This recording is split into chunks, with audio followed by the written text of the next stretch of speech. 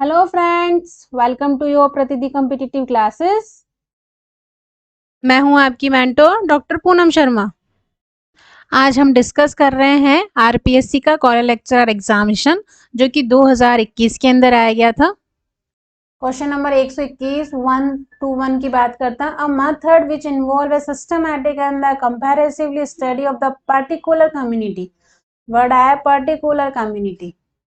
Organization group with a view of analysis of a social problem and the presentation of the recommendation for a solution it that is कि वह पद्धति जिसमें किसी विशेष समुदाय समूह संगठन का व्यवस्थित और विस्तृत अध्ययन किसी सामाजिक समस्या के विश्लेषण की दृष्टि से उसे समाधान के लिए सिफारिशें प्रस्तुत करने की दृष्टि से किया जाता है, उसको क्या कहेंगे? तो इसमें कीवर्ड आया है विशेष।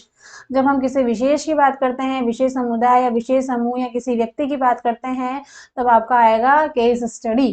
क्यों? क्योंकि केस स्टडी में स्पेशलाइजेशन का होता है। ठीक है, एक विशेष स्पेशल व्यक्ति होता है। ठीक है। सर्वेक्षण पद्धति एक बड़ा अमाउंट होता है पॉपुलेशन का, उसके अंदर आपकी सर्वेक्षण पद्धति यूज किया जाता है। ऐतिहासिक हिस्टोरिकल, जितने भी हिस्टोरिकल आपके गढ़ किले हैं, महल हैं, उनका मतलब पुरातन काल की जितनी चीजें हैं उनका सबका अध्ययन किया जाता है।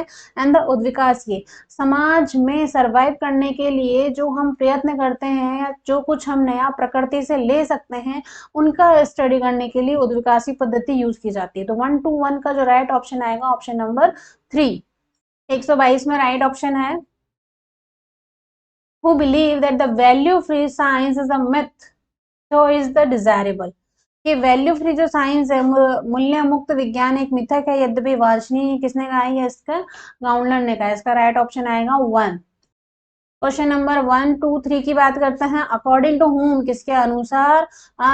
Theological model is the conceptualization of a group of the phenomena constructed by the mean of the relation where the ultimate purpose of the one is term preposition and relation which is the validated become a theory। देखो समझना इस question को। सैद्धांतिक प्रतिरूप मूल से सिद्धांत के माध्यम से निर्मित घटनाओं के समूह का अवधारणीकरण है जहां अंतिम उद्देश्य शब्दों, प्रस्थापनाओं और संबंधों की स्थापना है जो कि यदि पुष्ट हो जाए तो सिद्धांत बन जाते हैं। ठीक है, यानी कि यदि पुष्ट हो जाए तो यानी कि हम अपर लेवल के वहां के बारे में यहाँ बैठे बैठे सोच रहे हैं कि हमें इस लेवल तक जाने के लिए क्या क्या करना होगा। यहाँ की जो सिद्धांत हैं, उनसे रेलेवेंट जो घटनाएं हैं, उनके जो ग्रुप्स हैं, उनको उनकी स्थापना करनी है अपने साथ। तो हमें क्या क्या करना होगा, ये आपके कहा है आर के मर्टन ने, और ये जो थ्योरी है ये आपके रेफरेंस थ्योरी में आएगा। ठीक है, 1 2 3 का राइट ऑप्शन आएगा option number 1। Question number 1 to 4 की बात करते हैं। Which one the following school of the thought is not an example of the imperatively paradigm.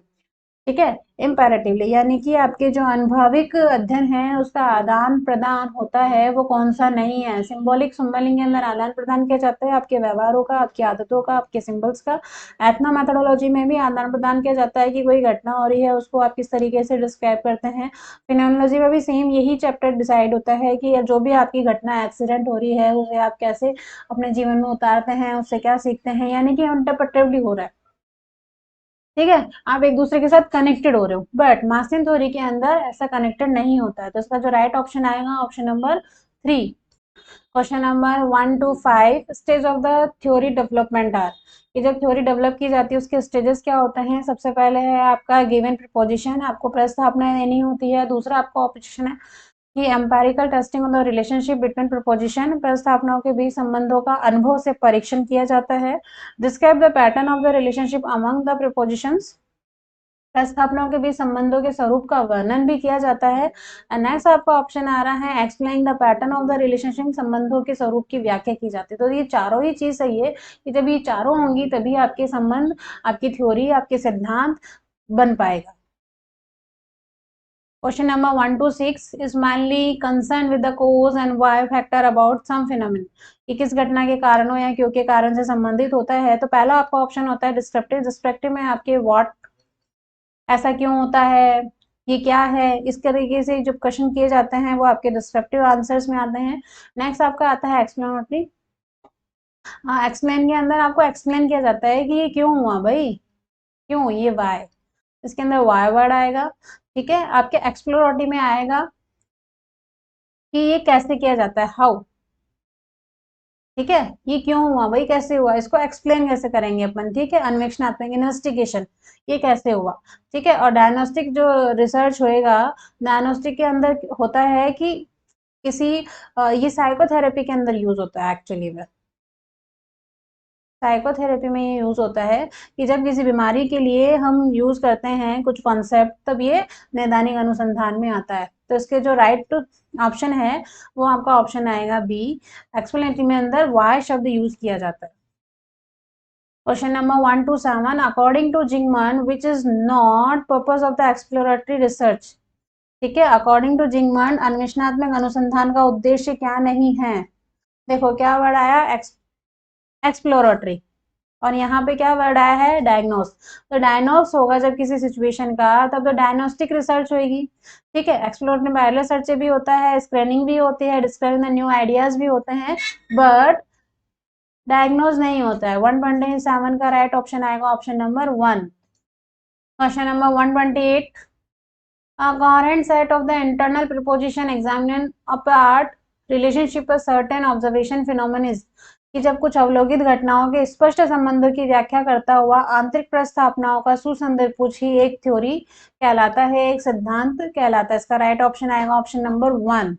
Question number 1 to 9, criteria of the hypothesis construction are, की प्रकल्पनाओं के निर्माण के मापदंड क्या क्या होते हैं। पहला आपका ऑप्शन है it should be empirical testable, बिल्कुल हाइपोथेसिस जो होती है वो आपको अनुभव के हिसाब से आपका टेस्टेबल होनी ही चाहिए, इसका मतलब ये आपका ऑप्शन ठीक है। दूसरा क्या कह रहा है, the statement is the hypothesis should not be contradictive, विरोधापूर्ण आपका स्टेटमेंट नहीं होना चाहिए, बिल्कुल नहीं होना चाहिए। विरोधापूर्ण होगा तो फिर टेस्ट कैसे हो पाएगा, ठीक है। तो ये भी आपका ठीक है। It should be emphasis and the non specified, कि इसके जो ये एक तो है ना प्रॉपर वे में स्पष्ट नहीं होती है, ठीक है, और बहुत टेढ़ी मेढ़ी टाइप होती है, मतलब कि प्रॉपर कंक्लूजन में पहुंचने के लिए होती नहीं है, या सजेक्टिव टाइप होती है। तो कभी भी हाइपोथेसिस ऐसी होती नहीं है, बिल्कुल जो भी कंक्लूजन होना चाहिए वो बिल्कुल राइट फॉर्म में होता है, ठीक है।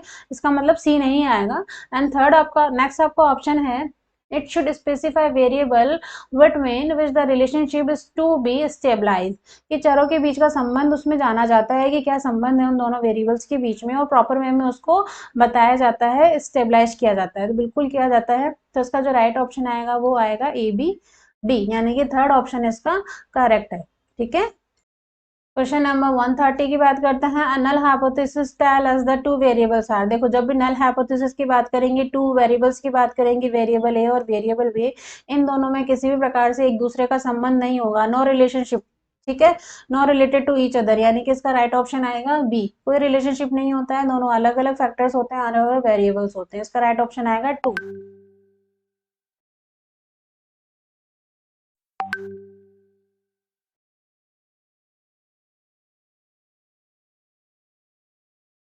दोस्तों अपने स्टडी को कंटिन्यू करते हुए बूस्ट अप कीजिए, सफलता आपकी ही है, डेफिनेटली आप सफल हो जाएंगे। आशा करती हूँ आपको वीडियो पसंद आया होगा। Thanks for watching video, please like और सब्सक्राइब कर दीजिएगा।